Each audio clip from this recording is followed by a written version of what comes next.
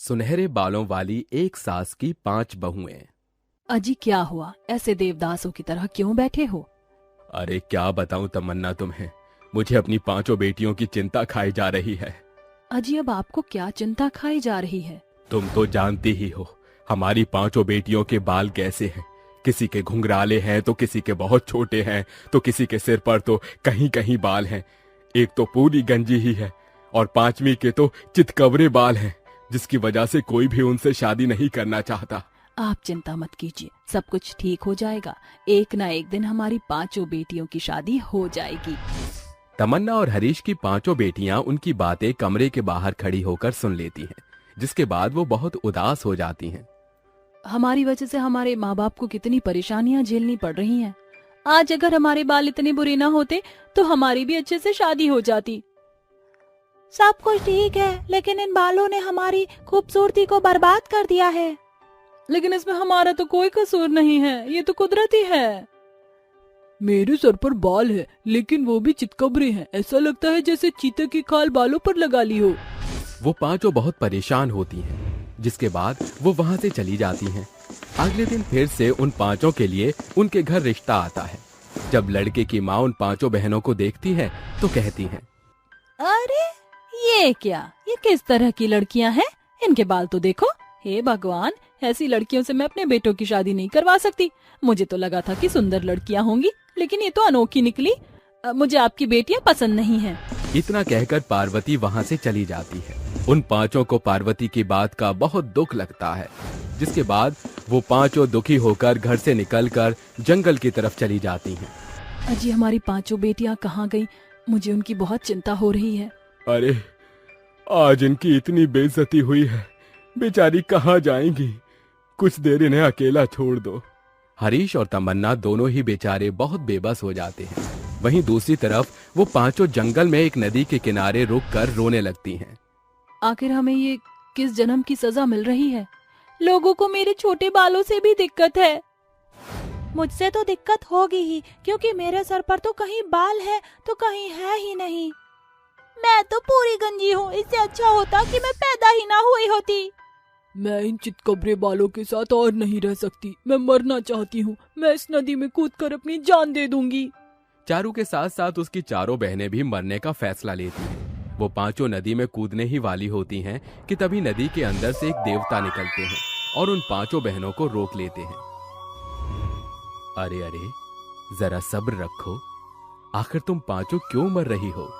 इतनी छोटी सी समस्या के लिए अपने प्राण त्यागना कोई अच्छी बात नहीं है। अगर तुम 5 चाहो तो मैं तुम्हारी मदद कर सकता हूँ। आप हमारी मदद कैसे करोगे? हमारे बालों की वजह से हमारे माता पिता की बहुत बेइज्जती होती है और कोई हमसे शादी भी नहीं करना चाहता है। गुनगुन की ये बात सुनकर देवता अपनी शक्तियों से अपने हाथ में एक शैम्पू प्रकट करते हैं। अब तुम 5 एक एक करके अपने बाल इस शैम्पू से धो लो। उसके बाद तुम्हारी ये परेशानी खत्म हो जाएगी। देवता के कहने पर वो 5 अपने सिर पर शैम्पू लगाकर नदी में ही धो लेती हैं। उनके सिर धोते ही उनके बाल सोने से सुनहरे हो जाते हैं, जिनकी वजह से वो बहुत खूबसूरत लगने लगती हैं। अरे वाह, मेरे घुंघराले बाल तो सोने से सुनहरे बालों में बदल गए। अरे देखो, मेरे छोटे छोटे बाल लंबे, घने और सोने में बदल गए। आपने हमें ये जादुई सोने के बाल देकर हमारे ऊपर बहुत उपकार किया है। लेकिन मैं तुम्हें एक बात बता दूं, जादुई सुनहरे बालों का जादू केवल 1 हफ्ते तक सीमित है। उसके बाद तुम्हें दोबारा से इसी शैम्पू से अपना सिर धोने नदी पर ही आना पड़ेगा। इतना कहकर देवता वहां से गायब हो जाते हैं, जिसके बाद वो 5 अपने घर वापस लौट आती हैं। जैसे ही तमन्ना और हरीश अपनी 5 बेटियों को देखते हैं तो वो बहुत खुश होते हैं। वहीं दूसरी तरफ कुछ ही दिनों में उन 5 के लिए बड़े बड़े घर से रिश्ते आने शुरू हो जाते हैं। हरीश एक अच्छा सा रिश्ता देखकर अपनी 5 बेटियों की शादी कर देता है, जिसके बाद वो 5 विदा होकर अपने ससुराल चली जाती हैं। उनकी ससुराल में सभी मेहमान उनके बालों की तारीफ करने लगते हैं। अरे मंदाकिनी बहन, तेरी 5 बहुओं के बाल तो देख सोने से सुनहरे लगते हैं। अरे तू एक काम कर, अपनी बहुओं से थोड़े थोड़े बाल लेकर अपने सर पर लगा ले। तेरी बेटी निशा और तेरे तो बाल ही नहीं है। ओहो, मैं ऐसे बालों का क्या करूंगी? मेरे नेचुरल बाल बहुत अच्छे हैं। अपनी सहेलियों की ये बात सुनकर मंदाकिनी और उसकी बेटी निशा को बहुत गुस्सा आता है। निशा अपनी माँ के कान में फुसफुसाते हुए कहती है, अरे माँ, इन पांचों के सुनहरे बालों की वजह से तो हमारी कोई इज्जत ही नहीं बची। जिसे देखो वह सब इनके सुनहरे बालों की ही बात कर रहा है। आखिर ये पांचों ऐसा क्या लगाती हैं अपने बालों में जो इनके बाल इतने खूबसूरत सोने से सुनहरे लगते हैं? मुझे इस बात का पता लगाना ही होगा। उस दिन के बाद से निशा और मंदाकिनी दोनों माँ बेटी अपनी 5 बहुओं के ऊपर कड़ी से कड़ी नजर रखना शुरू कर देती हैं। उनकी शादी को पूरे 2 महीने हो जाते हैं, लेकिन मंदाकिनी और निशा को कुछ पता नहीं चलता। एक दिन मंदाकिनी आधी रात के समय पानी पीने के लिए रसोई में जाती है। बहुत जोरों से प्यास लगी है, थोड़ा सा पानी पी लेती हूँ। मंदाकिनी पानी पी रही होती है कि तभी उसकी नजर उसके घर के दरवाजे की तरफ पड़ती है। ये पांचों इतनी रात को कहाँ जा रही हैं? मंदाकिनी चुपके से उनका पीछा करने लगती है। देखते ही देखते वो पांचों नदी किनारे पहुंच जाती हैं, जहां उन पांचों के बाल पहले की तरह नॉर्मल हो जाते हैं। हे मेरे परमेश्वर, ये सब मैं क्या देख रही हूँ? मेरी 5 बहुओं के कितने गंदे बाल हैं। तभी वो पांचों एक एक करके शैम्पू से सिर धोती हैं और नदी में धो लेती हैं, जिसके बाद उन पांचों के बाल सोने से सुनहरे हो जाते हैं। अच्छा, तो अब समझी, ये कारण है इनके जादुई सुनहरे बाल होने का। मुझे इस शैम्पू को चुराना होगा। अपनी 5 बहुओं के घर पहुंचने के बाद मंदाकिनी चुपके से उनका शैम्पू चुरा लेती है और अगले दिन रात के समय अपनी बेटी निशा को अपने साथ नदी किनारे ले जाती है। ये देख निशा, यही वो शैम्पू है जिसे लगाकर हमारी 5 बहुओं के बाल सोने से सुनहरे हो जाते हैं। अब हम भी अपने बालों को उनकी तरह बना लेंगे। निशा बहुत खुश हो जाती है, जिसके बाद दोनों माँ बेटी शैम्पू लगाकर नदी में बाल धो लेते हैं। बाल धोते ही वो दोनों गंजी हो जाती हैं। उनके सिर पर एक भी बाल नहीं रहता। तभी वहां देवता प्रकट होते हैं। मैंने ये जादुई शैम्पू उन 5 को उनकी मजबूरी के लिए दिया था, लेकिन अगर कोई लालची इस शैम्पू का इस्तेमाल करेगा तो उसके साथ यही हाल होगा। आज के बाद तुम्हारे सिर पर कभी बाल नहीं आएंगे और तुम दोनों माँ बेटी जिंदगी भर ऐसे ही गंजी रहोगी।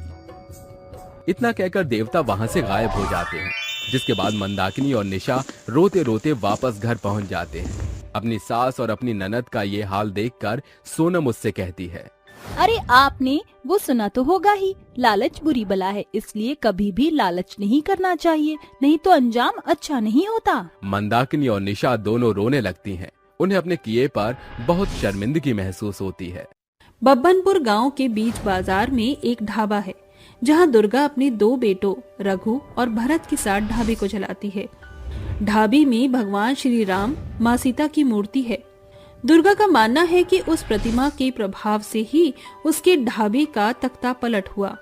वो निस दिन राम मंदिर में भगवान श्री राम के दर्शन करती है। हे सियावर श्री राम, बीच मझधार में जब रिश्तेदार यहाँ तक कि सगों ने साथ छोड़ दिया, तब आपने मुझे उस कष्ट के कीच से उबारा। मेरे दोनों बेटे अब सयाने हो चुके हैं, उनका ब्याह भी आपके भरोसे है। दुर्गा के बेटों के ब्याह की खोज बेला और उर्मिला नाम की 2 अलग अलग घराने की लड़कियों पर जाकर रुकती है। महीने भर के भीतर ही उसके बेटों का ब्याह हो जाता है। दुल्हन के लिबास में खड़ी बहुओं को देखकर दुर्गा कहती है, बहू, अब तक इस घर को तुम्हारी सास ने संजोया था, मगर आज से ससुराल की बागडोर तुम दोनों के हाथों में है। हम अपनी सास की आस पर खड़ी उतरने का भरसक कोशिश करेंगे। दूधो नहाओ पूतो फलो। दुर्गा घरेलू जिम्मेवारी अपनी बहुओं पर छोड़कर ढाबे पर ध्यान देने लगी। उसके दोनों बेटे माँ के इस काम में उसका हाथ बटाते थे। धीरे धीरे दोनों बहू सास की कामयाबी से कुड़ने लगी। एक दिन दोनों बहुएं हॉल में बैठी बतिया रही थी। ये सासू माँ बड़ी सयानी है, हम दोनों बहुओं को यहाँ बर्तन चौकी में उलझाकर खुद ढाबे से नोट बटोर रही हैं। हाँ, 100% सच बोला तुमने उर्मिला। बहू के ब्याह को भरसक सप्ताह भर भी ना हुआ और हमारे पति सारा दिन सासू माँ के साथ ढाबे पर जमे रहते हैं। 15 दिनों का पड़ाव पार भी न हुआ था कि दोनों बहुओं ने अपने तेवर दिखाना शुरू कर दिया। देर रात जब दुर्गा दोनों बेटों के साथ ढाबे से घर लौटती है तो वो देखती है कि घर एकदम उजाड़ पड़ा है। अरे, दो बहुओं के रहते ये घर की क्या दशा बना रखी है। माँ जी, हम बहुओं ने चौका बर्तन करने का बीड़ा नहीं उठाया, समझी? बेला, बहू का सास को ऐसे जवाब देना शोभा नहीं देता। सुनो जी, मैं इस घर की बहू बनकर आई हूँ, ना कि बाई बनकर, इसलिए अब मैं एक तिनका भी नहीं हिलाऊंगी। माँ जी, बेहतर यही होगा कि आप हम दोनों बहुओं के बीच बंटवारा कर दो। उर्मिला बहू, चुप्पी साधे क्यों खड़ी है? तू भी बेझिझक अपने विचार साझा कर दे। माँ जी, मैं भी बंटवारे की बात से सहमत हूँ। दोनों बहुओं के बंटवारे की बात दुर्गा को झकझोर कर रख देती है। दुर्गा भगवान श्री राम, लखन और माँ सीता के आगे हाथ जोड़कर कहती है, हे माँ सीता, ये कैसी विघ्न है। मेरी बहुएं इस घर के टुकड़े करने पर तुली हैं। माँ, समय की कैसी दौड़ और रीत रिवायत है। साझेदारी में भरोसा रखने वाली दुर्गा के घर में 2 चूल्हा जलने जा रहा है। श्री राम, आप तो अयोध्या के न्यायाधीश हैं। मेरी बहुओं की बेडौल बुद्धि को बदलाव दो भगवन। अगले दिन दुर्गा अपनी दोनों बहुओं के बीच घर बार से लेकर ढाबे का बंटवारा कर देती है। एकाएक दोनों बहुओं की नजर ढाबे पर रखे भगवान श्री राम की प्रतिमा पर पड़ती है। दोनों ने अपनी सास की मुंह जुबानी उस मूर्ति की कौतुक करतब की कथा सुन रखी थी, इसीलिए दोनों एक साथ मूर्ति पर झपटती हैं। देखो जेठानी जी, मैं कोई बात नहीं बढ़ाना चाहती। भगवान श्री राम की ये मूर्ति मेरी है, अपना हाथ पीछे खींच लो। ये मूर्ति मेरी है। माँ जी के मुंह से बड़ा बखान सुना है मैंने कि ये मूर्ति ही दुकान की आय का स्रोत है। दोनों बहुएं भगवान श्री राम की मूर्ति को खींचतान करने लगती हैं, जिसे देखकर आकाश मंडल में विराजमान भगवान श्री राम माता सीता और भाई लक्ष्मण से कहते हैं, देख रहे हैं स्वामी, ये दोनों बहुएं आपकी प्रतिमा को लड़ झगड़ कर कैसे बांट रही हैं। हाँ सीते, भली भांति देख रहा हूँ। ये दोनों बहुएं श्री राम की प्रतिमा का बंटवारा तो कर रही हैं, मगर इनका मेरे प्रति श्रद्धा या स्वार्थ, इसे अवगत होने के लिए हमें इनकी परीक्षा लेनी होगी। भ्राताश्री, मुझे तो श्री राम जी के प्रतिमा के प्रति इन दोनों का बंटवारा महज एक मिथ्या नजर आ रहा है। तुम दोनों बहुओं ने अपनी सास को शर्मसार किया है। अरे, घर से लेकर ढाबे और रुपए पैसे जेवर सब कुछ तुम दोनों पर न्यौछावर कर दिया। बावजूद इसके तुम दोनों बहुएं मेरे आराध्य भगवान श्री राम का बंटवारा कर रही हो। ये मूर्ति महज मेरी है। यही भला है। भगवान श्री राम की मूर्ति बेला के पास जाने से बेहतर इसे आप रखिए माँ जी। बंटवारों में उर्मिला की सास का ढाबा, वहीं बेला को बतौर पैसे मिलते हैं। इन पैसों को मैं कहाँ निवेश करूँ?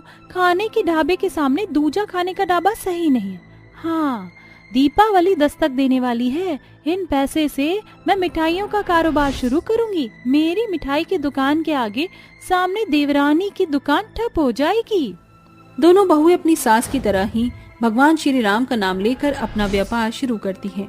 दुकान खुलने के प्रथम दिन भगवान श्री राम, माँ सीता और भाई लक्ष्मण के साथ भिखारी का भेष भरकर दोनों बहुओं की परीक्षा लेने वहाँ पहुँच जाते हैं। बहन, हम दोनों बड़े दूर डगर से आए हैं, कुछ खाने को दे दो। श्री राम तुम्हारी दुकान को बरकत से भरपूर करेंगे। भाई जी, मुझे माफ करना, नया दुकान खोला है, अब तक भूनी बट्टा भी नहीं हुई। वो देखो, सामने की दुकान पर खड़ी भगवान श्री राम की बड़ी भक्त, वो तुम तीनों को खाना देगी, वो भी एकदम मुफ्त।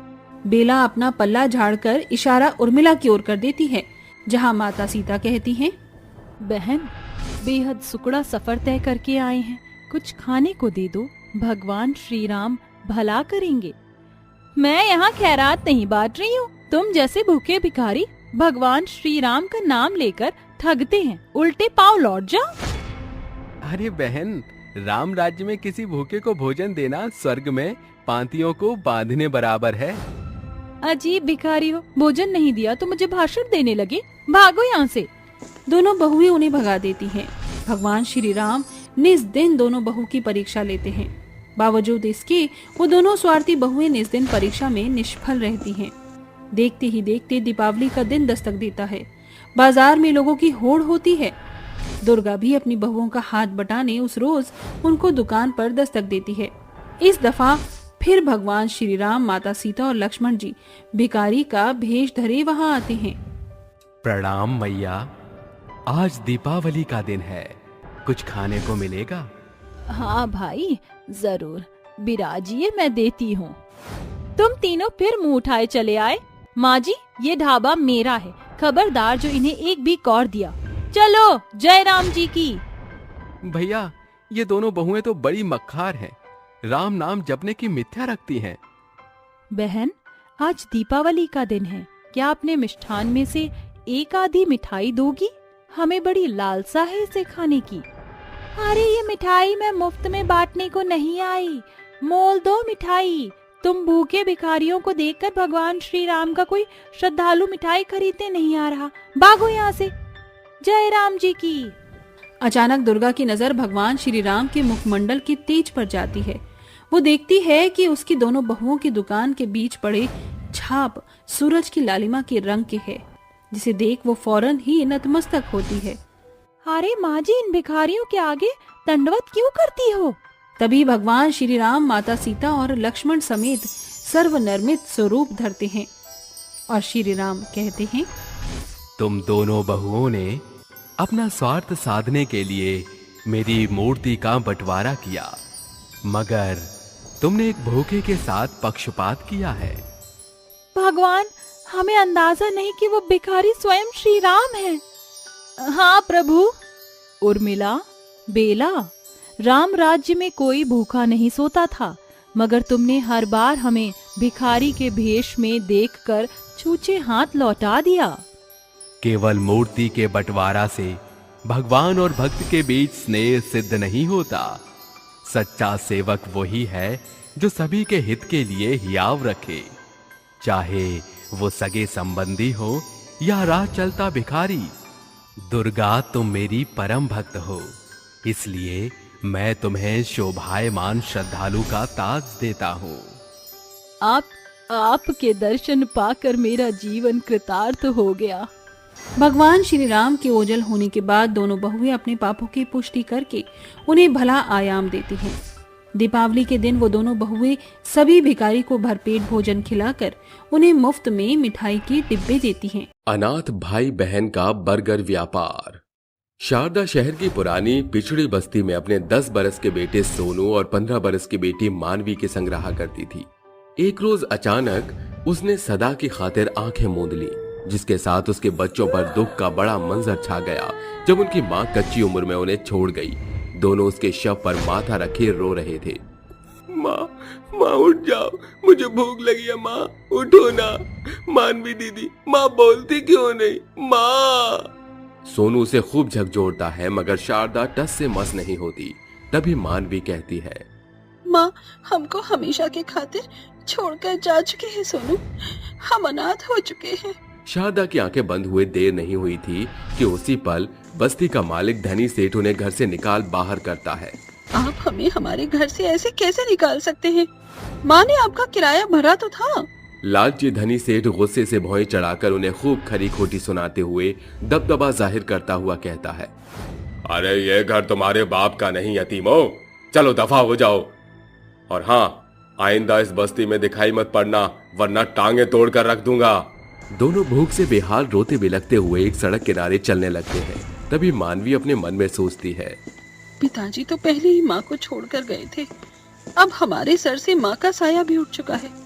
मेरे भाई की जिम्मेदारी अब मेरे सर पर है। चलते चलते वे दोनों एक बर्गर वाले के पास आकर खड़े हो जाते हैं। उन्हें देख बर्गर वाला कहता है, अरे कहो बच्चों, कौन सा बर्गर खिलाऊं, आलू का या पनीर का? मुझे पनीर का बर्गर खाना है।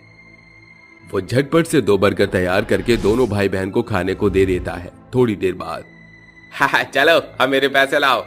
अंकल, हमारे पास पैसे नहीं हैं। क्या कहा? पैसे नहीं है?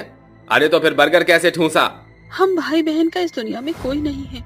अगर आपके पास हमारे खातिर कोई काम है तो बताइए, हम सारा काम कर देंगे। ये सुन बर्गर वाला अपने मन में विचार करके कहता है, अरे मैं इस सुनहरे मौके का फायदा उठाकर कम पगार में दोनों भाई बहन से अधिक काम कराऊं तो कैसा रहेगा?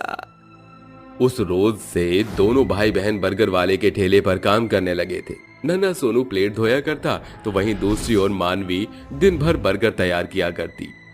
तब जाकर उन्हें एक बर्गर खाने को मिलता। तकरीबन 1 महीना यूं ही गुजरने को आ जाता है और मानवी कहती है, आज 1 महीना पूरा हो गया है। हमारी पगार? हाँ, ये रहा तुम दोनों भाई बहन का 1000 रुपया महीना। उस पैसे को देखकर मानवी बहुत खुश होती है और अपने मन में कहती है, इतने कम पैसे में तो बर्गर का बड़ा काम करना बड़ा ही कठिन है, मगर मैं छोटी सी शुरुआत तो कर ही सकती हूँ। कहते हैं ना, अक्सर छोटे कदम बड़ी सफलता का कारण बनते हैं। ऐसा ही सोचकर मानवी बर्गर बेचकर एक शुरुआत करती है। सस्ती बर्गर, आओ आओ और खाओ, एकदम ताजा मजेदार चटकेदार बर्गर। दोनों बच्चों की बोली सुनकर रुबीना नाम की एक लड़की उनके ठेले पर आकर कहती है, अरे बेटा, जरा एक पनीर बर्गर तो देना। मानवी खुश मन से उसे बर्गर बनाकर देती है, जिसे खाते ही रुबीना उसकी सराहना करते हुए कहती है, वाह, क्या बेहतरीन बर्गर बनाया है तुमने। आज से पहले मैंने इतना स्वादिष्ट बर्गर नहीं खाया था। इतनी कम उम्र में इतना नपा तुला हाथ, काबिले तारीफ है। जी शुक्रिया आंटी जी। भाई बहनों के बर्गर की कम कीमत देखकर बर्गर खाने वाले लोगों की बड़ी भीड़ हर पल के साथ उनके पास बढ़ती जा रही थी, जिससे मानवी को विशेष कमाई होना शुरू हो चुकी थी। मानवी एक भाड़े के घर में अपने भाई के साथ रहने लगी थी। माँ अन्नपूर्णा की दया से मेरी बर्गर का ठेला अच्छा जम चुका है। अब मैं अपने भाई को अच्छे स्कूल में दाखिला दिला सकती हूँ। 15 साल की मानवी अपने भाई का दाखिला कराती है।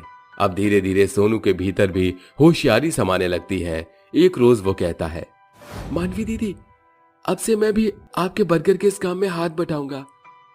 सोनू के स्कूल जाने के बाद मानवी अकेले ही बर्गर तैयार करती थी, मगर जिस दिन सोनू की छुट्टी हुआ करती, सोनू अपनी बहन के साथ मिलकर बर्गर बनाया करता था। मानवी दीदी, मेरे मन में एक ख्याल आया है। अच्छा, तो क्या ख्याल आया है मेरे राजा भैया के मन में? आप दिन भर एक ही जगह बर्गर का ठेला लगाकर खड़ी रहती हैं। इसे तो भला है कि हम अपने बर्गर के ठेले को लेकर गांव-गांव घूमें, ताकि जिन लोगों तक बर्गर का स्वाद नहीं पहुंचा है वो भी इसे खा सकें, ताकि हम भाई बहन और अच्छा कमा सकें। सोनू के व्यापारी सोच से मानवी के बर्गर को और ज्यादा पहचान बटोरने का राह खुल चुकी थी। वो ठेले को लिए एक गांव के भीतर आते हैं, जहां सोनू कहता है, बर्गर, एकदम सस्ता मजेदार बर्गर खाओ, आओ आओ प्यारे दोस्तों। सोनू की आवाज सुन झुमरी नाम की औरत उसके पास आकर कहती है, का हो बचवा, ये टनाटन बोली के साथ का बेचत हो? अरे ये तो डबल रोटी है। काकी, ये डबल रोटी नहीं, इसे बर्गर कहते हैं। एक बार खाकर देखिए, ना पसंद आए तो भले 1 पैसे मत देना। मानवी की बोली से लोभ में आकर झुमरी बर्गर खाकर कहती है, अरे वाह, गजब चचा, ये लपेटुआ भाजी रोटी का स्वाद तो बहुत नेक है। एक तो और ही देना। सोनू, मानवी एक और बर्गर उसे देती है, जिसके बाद गांव के और भी लोग उसके पास आ जाते हैं और वहां पर बहुत भीड़ जमा हो जाती है। अपनी दीदी की मदद करो, जल्दी से मुझे टमाटर प्याज के बारीक टुकड़े काट कर दो। मानवी झटपट से आलू की गोल टिकिया तवे पर तैयार करके तेज तरार अंदाज में कई बर्गर तैयार करके लोगों को खाने को देती है, जिससे दोनों भाई बहनों की वाहवाही छा जाती है। उस सांझ दोनों बेहद ही जल्दी घर लौट आते हैं, तकरीबन 2 महीने बाद। अब मेरे पास काफी पैसे जमा हो गए हैं, साथ ही मुझे अब काफी तरह के बर्गर बनाना भी आ चुका है। क्यों ना मैं बर्गर का एक बड़ा सा रेस्टोरेंट खोल दूं, क्योंकि सोनू भी मेरा हाथ बटाने लगा है। मानवी एक खाली पड़ी दुकान को खरीद कर उसे रेस्टोरेंट में बदलकर बर्गर बेचना शुरू कर देती है, जहां अमीर तबके के लोग आकर उनके बनाए बर्गर खाते थे। अगर मुझे अपने बर्गर का दाम बढ़ाना होगा तो उसकी गुणवत्ता भी और ज्यादा बढ़ानी होगी, ताकि जिसके खातिर अब मुझे अपने बर्गर में चीज की मात्रा के साथ शिमला मिर्च शामिल करनी होगी, ताकि लोगों को कुछ नया टेस्ट करने को मिले। बर्गर में हुए बदलाव से मानवी का रेस्टोरेंट खूब फलता है। रेस्टोरेंट में आई आशना नाम की एक लड़की उससे कहती है, तुम्हारी बनाई बर्गर सचमुच बहुत टेस्टी है, मगर अगर तुम अपने इन बर्गर के साथ गोलगप्पे और टिक्की शामिल कर दो तो भविष्य में तुम्हारा बर्गर का रेस्टोरेंट कभी ठप नहीं होगा, बल्कि आसमान की बुलंदियां चढ़ता जाएगा। आशना के जाने के बाद सोनू कहता है, मानवी दीदी, मेरी कक्षा अध्यापिका कहती है कि एक चीज पर आश्रित नहीं होना चाहिए। एक बार बर्गर के साथ गोलगप्पे शामिल करके देख लेते हैं। अगले दिन से मानवी बर्गर के रेस्टोरेंट में गोलगप्पे शामिल करती है, जिससे उसके रेस्टोरेंट की हर एक टेबल पर लोगों की भरमार थी, जिसे देख मानवी अपनी माँ को याद करते हुए कहती है, देख रही हो माँ, जिन बच्चों को लोगों ने अनाथ यतीम कहकर दुत्कार दिया था, आज वो दोनों बर्गर का व्यापार करके फर्श से अर्श पर आ चुके हैं। दोनों भाई बहनों की बड़ी सोच और बर्गर के बड़े व्यापार से उन्हें बेधड़क कमाई होती है, जिससे मानवी बड़ा सा घर बार खरीद कर अपने भाई को बेहद अच्छी परवरिश देती है और बर्गर के रेस्टोरेंट के साथ अपनी पढ़ाई को भी जारी कर लेती है। ये थी हमारी अनाथ भाई बहनों के बर्गर व्यापार की कहानी। एक गांव में ममता और गिरधर नाम का दंपत्ति रहता था। उनकी 8 साल की बेटी थी जिसका नाम पूर्वी था। महज 8 साल की पूर्वी सयानी सी बोली बोला करती थी, जिसके पीछे उसकी बीमार माँ का हाथ था। पूर्वी के जन्म के कुछ ही महीनों बाद ममता को मालूम पड़ा कि उसे गर्भाशय का कैंसर है। ऐसे में गिरिधर ने अकेले ही माता पिता दोनों का फर्ज अदा करके पूर्वी को पाला था। बढ़ते वर्षों के साथ पूर्वी होश संभालने लगी थी। अरे पूर्वी बेटा, मैं काम पर जा रहा हूँ। बाबा, कारखाने की जहरीली गैस के धुएं से आपकी खांसी हर एक रोज बढ़ती जा रही है। आप कोई और काम क्यों नहीं खोजते? बेटा, तेरा बाबा पढ़ा लिखा नहीं, मुझ अनपढ़ को कारखाने में मजदूरी करने के सिवाय दूसरा काम भी क्या मिलेगा। गिरिधर जिस बिजली के बड़े कारखाने में काम करके जो पैसे कमा पाता, उससे 2 वक्त की रोटी का इंतजाम हो पाता है। बचे खुचे पैसे ममता की दवाइयों में न्यौछावर हो जाते थे, मगर किसे पता था कि आज गिरिधर की उस कारखाने में आखिरी सांसें चल रही थी। काम के दौरान कारखाने में आग लग जाती है, जिसकी लपटें फौरन कर्मचारियों को अपने चपेटे में ले लेती हैं, जिसमें गिरधर भी झुलस जाता है और मौके पर ही दम तोड़ देता है। सांझ को यह खबर पूर्वी और उसकी माँ को पता चलने पर जैसे उनका आसमान ही छिन गया हो। बिछौने पर पड़ी ममता रोते हुए कहती है, काश कि आपकी सारी बलाएं मुझ पर आ जाती। सालों से बिछौने पर पड़ी जिंदा लाश बनकर रह गई हूँ। मैं ही चली जाती। पूर्वी की आंखों से आंसुओं की बहार बरस रही थी। ऐसे में वो अपनी माँ के आंसू पोंछते हुए कहती है, माँ चुप हो जाओ, रोने से कुछ भी हल नहीं होगा। ममता रोते बिलखते हुए सो जाती है, मगर पूर्वी की आंखों से जैसे नींद उड़ी हुई थी। वो दीवट पर बैठी कहती है, बाबा तो इतने पैसे भी नहीं छोड़कर गए जिससे घर चले। ऐसे में एक भी दिन का दाना पानी चलाना मुश्किल है। सवेरे पूर्वी सभी के घर जाकर उनसे मदद मांगती है, मगर कोई मदद नहीं करता, बल्कि दुत्कारता है और कोई तो उसे झड़पता है। कमलेश, जो उसके पिता का पुराना दोस्त था, आकर कहता है, अब पूर्वी बिटिया। कमलेश काका, कहाँ थे आप? बाबा हमको अकेला छोड़कर चले गए। बिटिया, मैं गांव से बाहर था। रो मत बिटिया, आज के जुग जमाने की खातिर इन आंसुओं का कोई मोल नहीं है बिटिया। काका, पिछले 3 रोज से अम्मा भूखी हैं। उनकी दवाई भी खत्म हो गई है। घर चलाना एकदम दुर्भर हो चुका है। हिम्मत की पंक्ति बांध बेटा, 15 अगस्त आने को है। ऐसे में पतंग की बिक्री जोरों शोरों से होगी। मैं तुझे पतंग बनाना सिखा देता हूँ, उससे जीवन आसान हो जाएगा तेरा। दिमाग की तेज पूर्वी पहली बार में ही पतंग बनाना सीख जाती है और सैकड़ों पतंग बनाकर उन्हें कड़ी धूप में बेचने निकल पड़ती है। पतंग ले लो, पतंग, रंग बिरंगी पतंग, पूर्वी की पतंग ले जाओ, 15 अगस्त में पतंग उड़ाओ। भूखी प्यासी पूर्वी बुलंद आवाज में पतंग बेचती है, मगर कोई भी उसकी पतंग नहीं खरीदता। एकाएक उसकी आंखों के सामने घनघोर अंधेरा छाने के साथ वो स्तब्ध होकर जमीन पर गिर जाती है। फिर सड़क से गुजर रहे 2 बच्चे आते हुए कहते हैं, मीकू, वो देख रंग बिरंगी पतंग, चल मजे करते हैं। हाँ चल। दोनों बच्चे पूर्वी की सभी पतंग को तार बघार करके चल देते हैं। तभी पूर्वी बेहोशी से आकर पतंग को फटा चिटा हुआ पाकर फूट फूट कर रोकर कहने लगती है, ये मेरी पतंग को किसने तहस नहस किया है। वो बिलख बिलख कर रोती है। तभी उसकी सिसकियां आसमान में उड़ रही एक परी सुनकर उसके पास आती है। अरे तुम क्यों रो रही हो? परी के पूछने पर पूर्वी उसे अपने दुख की दास्तान सुनाती है, जिसके बाद परी अपने जादू से उसे 3 पतंग देकर कहती है, पूर्वी, ये 3 जादुई पतंग हैं। जब भी तुम इनसे मदद मांगना, तब ये तीनों पतंग सुनहरे रंग की हो जाएंगी। जिसे पहली पतंग तुम्हें सोने की पतंग, दूसरी पतंग तुम्हें भोजन और अंतिम पतंग तुम्हें आइसक्रीम देगी। ये सुनकर पूर्वी बेहद खुश होती है। इन जादुई पतंग के लिए तुम्हारा शुक्रिया जादुई परी। अगले ही पल पूर्वी तीनों जादुई पतंग के साथ घर लौटकर कहती है, ये पतंग सचमुच जादुई है भी या नहीं, ये जानने के लिए मुझे इनसे कुछ मांग कर देखना होगा। अगर तुम तीनों जादुई पतंग हो तो मुझे इसका पुख्ता प्रमाण दो। पूर्वी शब्द से जैसे तीनों पतंग में जान पड़ जाती है। एक तेज प्रकाश पतंग पर चमक पड़ता है, जिसके साथ उनका रंग एकदम सोने सा हो जाता है। ए मेरी जादुई पतंग, मुझे खूब सारा खाना दो। दूसरा जादुई पतंग अपने भीतर से पूरे घर में मानो खाने का खजाना भर देता है, जिसे देख पूर्वी चौंकते हुए कहती है, ये तो सचमुच में मायावी पतंग है। जादुई पतंग के कारण कई रोज बाद दोनों माँ बेटी भरपेट खाना खा पाती हैं। माँ की सभी दवाइयाँ खत्म हैं।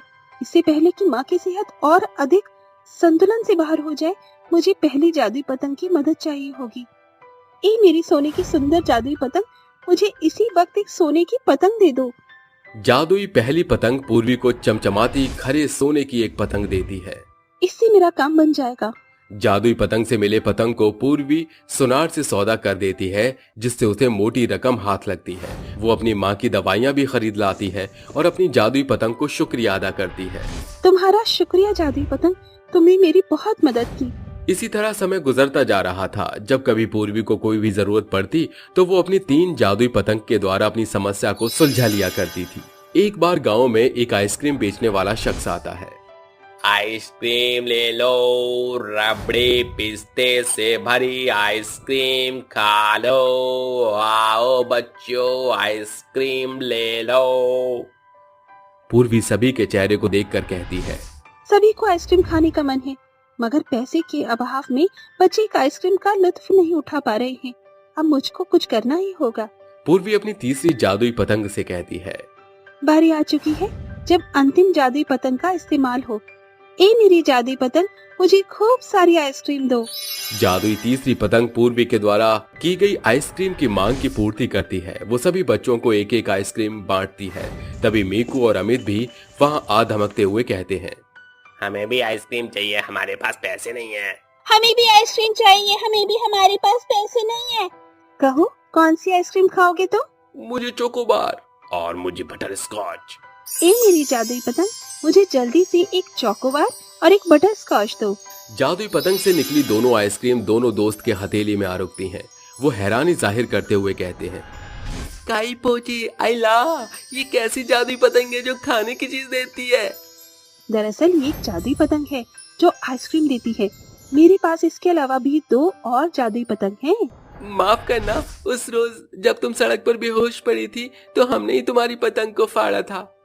इस पर पूर्वी उन्हें मुस्कान देती है और वो कहते हैं, हमने तुम्हारी पतंग फाड़ी और तुम खुशी मना रही हो। तुमने अच्छा किया। अगर उस रोज मेरी पतंग नहीं फटती तो ना तो वो परी आती, ना ये 3 जादुई पतंग। पूर्वी अपने जादुई 3 पतंग से ऐसे ही लोगों को और अपनी मदद किया करती थी। एक रोज एक युवक सूट बूट पहने उसके घर आता है। मैं सतवीर हूँ, उस कारखाने का मालिक जहाँ तुम्हारे बाबा काम करते थे। मुझे खबर नहीं पड़ी कि उस हादसे के सिर्फ माल की नहीं बल्कि जान माल दोनों की हानि हुई। मुआवजे में मैं तुम दोनों की मदद करना चाहता हूँ। अंकल, जो भी हुआ वो महज एक हादसा था। मेरे पास पहले ही 3 जादुई पतंग है, जिसे मैं न सिर्फ अपनी बल्कि औरों की भी मदद करती हूँ। मुझे आपकी मदद की जरूरत नहीं है। ठीक है, अगर भविष्य में जब भी तुम्हें मेरी मदद की जरूरत पड़े तो बता देना। जादुई पहली पतंग से पूर्वी अपनी माँ की बीमारी को हराने में कामयाब होती है, जिसके बाद वो अपनी आर्थिक दशा स्थिर करती है। फिर कुछ दिन बाद चारों ओर 15 अगस्त की चहल पहल मच जाती है। पूरा आसमान पतंग से भरा हुआ था, जहाँ पूर्वी भी बड़े उमंग से अपनी जादुई सोने की पतंग को आसमान में उड़ा रही थी और लोग उसे निहार रहे थे। जादुई सोना शहर। जैसे ही बबीता अपनी 5 साल की बेटी कनक के साथ बुलंदशहर स्टैंड पर उतरती है तो कनक कहती है, लगता है माँ ये सोना शहर है। जरा देखो तो, हर एक इंसान सर से लेकर पाँव तक सोने में लदा हुआ है और यहाँ हमारे पास खाना खाने को एक पैसा तक नहीं। इस शहर की तरह ही इन सभी रईसों का भाग्य बड़ा ही बुलंद है, तभी तो इन सभी के तन सोने से सजे हुए हैं। दोनों माँ बेटी अपनी पोटली पकड़े हुए वहाँ से चलने लगती हैं। चलते हुए दोनों मीलों की दूरी पार करके एक रिहायशी इलाके में दस्तक देती हैं। तभी बबीता जैसे ही डोरबेल बजाती है, गहनों में सजी धजी रईस शनाया दरवाजा खोलती है। कहो क्या काम है? मेम साहब, काम की तलाश में शहर आई हूँ, कोई काम काज हो तो कहिए। काम तो इतना है कि तुम कर नहीं पाओगी, पहले पूरा घर अच्छे से देख लो, परख लो, उसके बाद बताना। दोनों घर के भीतर घुसकर चारों ओर निगाह दौड़ाने लगते हैं, जहाँ संपूर्ण विलासिता की वस्तुएं शुमार थी। मेम साहब, मैं सारा काम निपटा लूंगी, बदले में पूरे काम का ज्यादा नहीं 5,000 पगार लूंगी। अरे पागल हो गई हो? 5,000 पगार, वो भी पहले महीने में? ना बाबा ना, मैं सिर्फ 1,500 रुपए दूंगी। मेम साहब, आप तो इतनी अमीर हैं, सर से पांव तक सोने से लदी हुई हैं। अब 5,000 की पगार से आपके घर में कुछ फर्क नहीं पड़ेगा, मगर मुझ गरीब माँ और मेरी बेटी का पेट भर जाएगा। अब तो माँ बेटी का पेट पहाड़ है तो मैं भला क्या करूं? पगार में मैं 1,500 से एक पाई ज्यादा नहीं दूंगी। मेम साहब, इस महंगे शहर में रहने के लिए एक झुग्गी झोपड़ी भी 2,000 से नीचे की नहीं होती। अगर 100 रुपए में भी हम अपना पेट भरेगा तो 5,000 चाहिए। अरे रे ठीक है, उसका भी बंदोबस्त करवा देती हो। ये बगल वाली सुनहरी कोठी मेरी सहेली इनायत की है, उसे काम वाली बाई की जरूरत है। अगर तुम्हारा काम पसंद आ गया तो वो तुम्हें 3,000 पगार देगी। मैं भी 2,000 पगार देने की कोशिश करूंगी, विश्वास करके एडवांस दे रही हूँ, लेकिन फर्र मत हो जाना। बहुत बहुत शुक्रिया मेम साहब। मिले हुए पैसों से बबीता एक बस्ती की झुग्गी का भाड़ा देकर वहाँ बसेरा बना लेती है।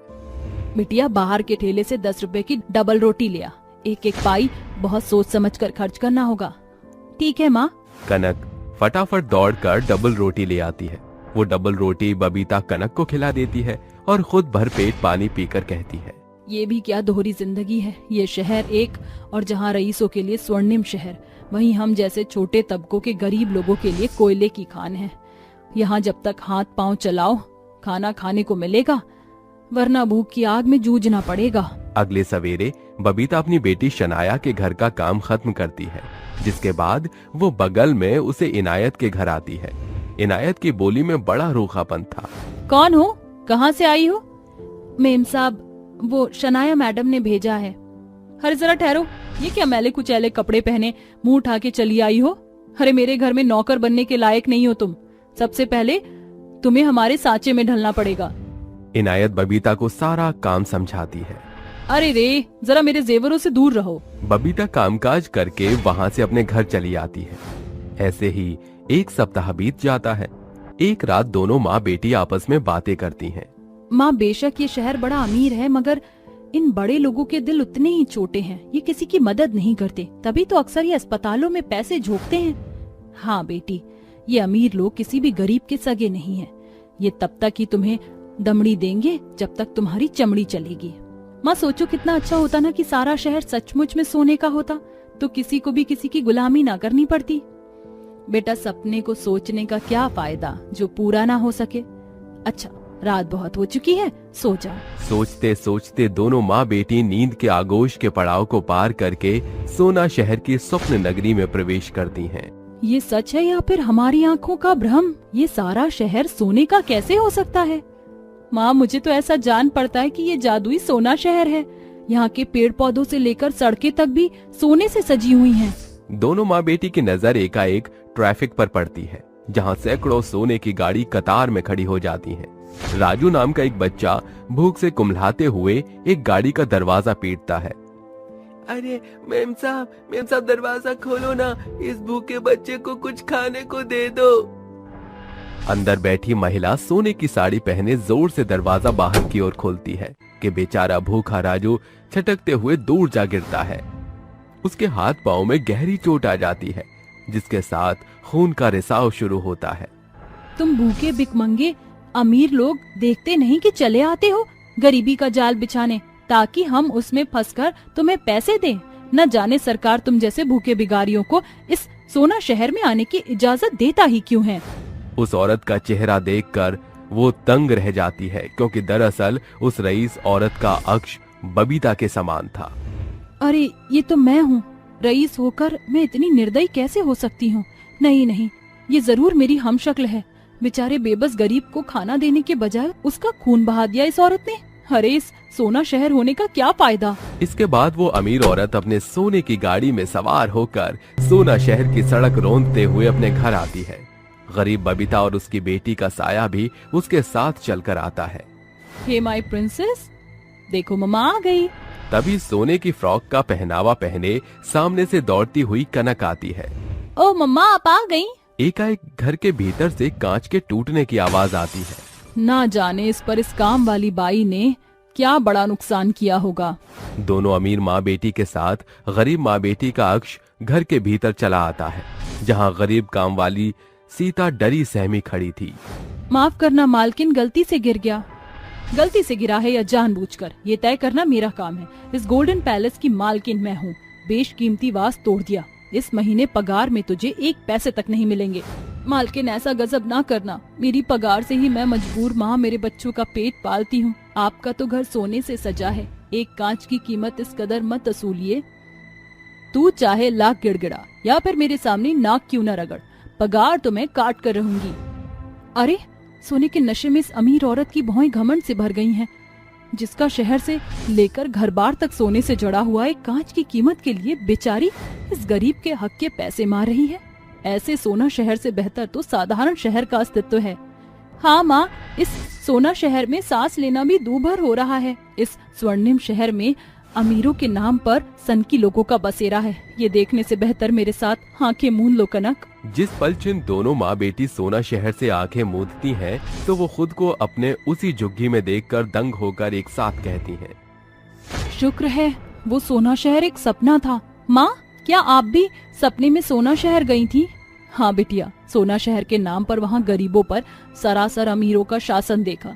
उससे बेहतर ये जीती जागती दुनिया है। सोना शहर का सपना दोनों गरीब माँ बेटी को बड़ा सबक देती है, जिसके बाद भविष्य में वो दोनों फिर कभी ऐसे सपने नहीं संजोती। अब बबीता अपनी मेहनत के बलबूते पर कुछ सालों बाद बस्ती से एक साधारण घर का सफर तय करके अपनी बेटी के साथ सुकून से रहने लगती है।